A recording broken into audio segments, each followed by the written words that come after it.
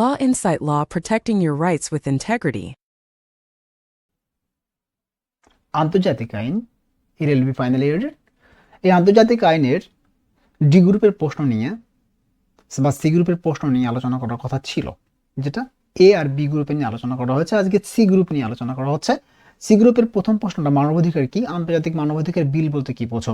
মানবাধিকার ও মৌলিক অধিকারের মধ্যে পার্থক্য দেখাও। মানবাধিকার সংক্রান্ত আন্তর্জাতিক দলিল সমূহ একটি বিবরণ দাও। এই প্রশ্নটা খুব সহজে সাবলীল ভাষায় দেওয়া আছে, আপনারা এটা পড়ে নেবেন। এর দ্বিতীয় প্রশ্নটা উত্তরটা হচ্ছে, দ্বিতীয় প্রশ্নটা আছে হচ্ছে রাজনৈতিক আশ্রয়দান বলতে কি বোঝো? তুমি কি এমন কোনো সাম্প্রতিক মামলার বিষয়ে জানো যেখানে আশ্রয়দান অনুমোদন করা হয়েছে আইনের কোনো নীতির উপর ভিত্তি করে আশ্রয়দান অনুমোদন লাভ করে? রাজনৈতিক আশ্রয়দান বলতে কি বোঝো? সুন্দরভাবে সংজ্ঞা দেওয়া আছে, সংজ্ঞাটা আপনারা পড়ে নেবেন। আর তারপরে তৃতীয় প্রশ্নটায় আসি আমরা, মানবাধিকার নীতি ভিত্তি আইনের উপরে নীতির উপর ভিত্তি করে আশ্রয়দান অনুমোদন লাভ করে। এটা কি কি মানবাধিকার নীতি ভিত্তি আছে, আন্তর্জাতিক শরণার্থী আইন আছে, দেশীয় আইন ও নীতি আছে।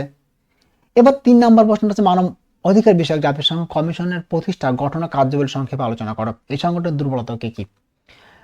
তো গঠন প্রতিষ্ঠা দেওয়া আছে, প্রতিষ্ঠার পরে গঠন দেওয়া আছে, গঠন কিভাবে ছিল, মানবাধিকার নীতি দলিল প্রণয়ন, কার্যাবলীটা গঠনটা দেওয়া আছে। এবারে কার্যাবলীটা মানবাধিকার নীতি দলিল প্রণয়ন, মানবাধিকার লঙ্ঘনের তদন্ত, আন্তর্জাতিক সচেতনতা বৃদ্ধি, জাতিসংঘ সংস্থাগুলোর পরামর্শ, নির্দিষ্ট দেশ বা অঞ্চলে পর্যবেক্ষণ। মানবাধিকার বিষয়ক জাতিসংঘ কমিশনের সংগঠনটির দুর্বলতা কি কি? রাজনৈতিক প্রভাব, লঙ্ঘনকারী রাষ্ট্র সদস্য পদ, কার্যকর শাস্তিমূলক ক্ষমতা অভাব, দ্বৈত মানদণ্ড, ধীর ও অকার্যকর প্রক্রিয়া।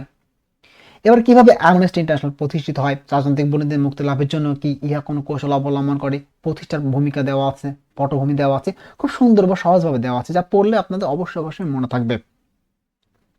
রাজনৈতিক বন্দীদের মুক্তির জন্য অ্যামনেস্টি ইন্টারন্যাশনাল কৌশল সমূহ কি দেওয়া আছে সেগুলো বিস্তারিত দেওয়া আছে। চিঠি, আবেদন, কর্মসূচি, আন্তর্জাতিক জনমত গঠন, তদন্ত প্রতিবেদন, জাতিসংঘ আন্তর্জাতিক সংস্থার সহায়তা। 5 নম্বর, মানবাধিকার আইনের বিকাশ মূল্যায়ন করো। কিসের সমন্বয়ে মানবাধিকার আন্তর্জাতিক বিল গঠিত? বাংলাদেশের সুপ্রিম কোর্টকে কেন মৌলিক অধিকার অভিভাবক বা নিশ্চয়তা দানকারী বলা হয়? মানবাধিকার আইনের বিকাশ মূল্যায়ন, প্রাথমিক যুগ বলা আছে, আন্তর্জাতিক পর্যায়ে বা আধুনিক যুগের সূচনা। এভাবে সুন্দর করে ব্যাখ্যা দেওয়া আছে, যেগুলো আপনারা পড়লেই আপনাদের মনে থাকবে। এবার হচ্ছে কিসের সমন্বয়ে মানবাধিকার আন্তর্জাতিক বিল গঠিত? সর্বজনীন নীতি, আন্তর্জাতিক চুক্তি ও কনভেনশন, আন্তর্জাতিক সংস্থার কার্যক্রম। বাংলাদেশ সুপ্রিম কোর্টকে কেন মৌলিক অধিকার অভিভাবক বা নিশ্চয়তা দানকারী বলা হয়? এর কারণ আছে, দেখা যায় বাংলাদেশের সুপ্রিম কোর্টকে মৌলিক অধিকার অভিভাবক ও নিশ্চয়তা দানকারী বলা হয়। এর কারণগুলো সত্যি করে সংক্ষিপ্ত করে দেওয়া আছে। মৌলিক অধিকার সংরক্ষণ, রক্ষামূলক নির্দেশ জারি করার ক্ষমতা সুপ্রিম কোর্ট। তারপর সর্বোচ্চ আদালত হিসাবে চূড়ান্ত রক্ষক, আইন শাসন নিশ্চিত করা। এবার 6 নম্বর, আঞ্চলিক মানবাধিকার সংরক্ষণ বলতে কি বোঝো? এনজিও কি, কিভাবে তা মানবাধিকার রক্ষায় অবদান রাখে? ইউরোপীয় মানবাধিকার আদালত কিভাবে কাজ করে? এনজিও সংজ্ঞা দেওয়া আছে। আঞ্চলিক মানবাধিকার সংরক্ষণ বলতে কি বোঝো সেগুলো সুন্দর করে দেওয়া আছে। তাহলে আঞ্চলিক মানবাধিকার সংরক্ষণ বলতে কি বোঝো? এনজিও কি এবং কিভাবে তা মানবাধিকার রক্ষায় অবদান রাখে? ইউরোপীয় মানবাধিকার আদালত কিভাবে কাজ করে? এনজিও সংজ্ঞাটা দেওয়া আছে, খুব সংক্ষিপ্তভাবে সুন্দরভাবে দেওয়া আছে।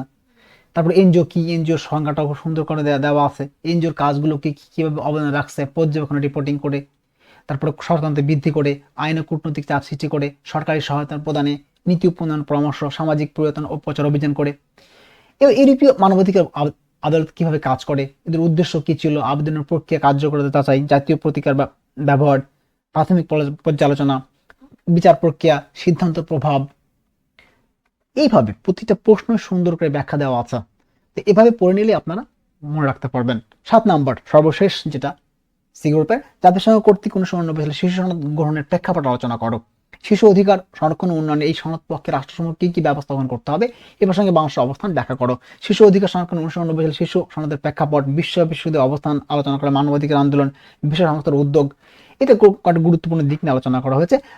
পক্ষ রাষ্ট্র দায়িত্ব ব্যবস্থা গ্রহণের ধাপ, এটা আইনের ব্যবস্থা গ্রহণ, সেবা ও সুরক্ষা নিশ্চিত করা, অর্থনৈতিক সামাজিক উন্নয়ন, শিশুর অংশগ্রহণ অধিকার, প্রগতিশীল রিপোর্টিং। বাংলাদেশের অবস্থার উদ্যোগ, বাংলাদেশ কি কি অবস্থান নিয়েছে, তার উদ্যোগ কি কি ছিল, আইন ও নীতি প্রণয়ন, শিশু সুরক্ষা উন্নয়ন প্রোগ্রাম, আন্তর্জাতিক সহযোগিতা। এই ছিল সি গ্রুপের প্রশ্ন। এই প্রশ্নগুলো আপনারা যদি পড়েন তাহলে আপনাদের অবশ্যই আপনার পরীক্ষায় পূর্ণাঙ্গ মার্ক পাবেন। আর এই প্রশ্নটার যে পিডিএফ লিঙ্কটা সেটা এই ভিডিও ডিসক্রিপশন বক্সে দেওয়া থাকবে, সেখানে ঢুকে আপনি আমার ওয়েবসাইটে গিয়ে এই প্রশ্নটার পিডিএফ লিঙ্ক ডাউনলোড করে নিয়ে পড়তে পারবেন। ধন্যবাদ সবাইকে, সবাই ভালো থাকবেন।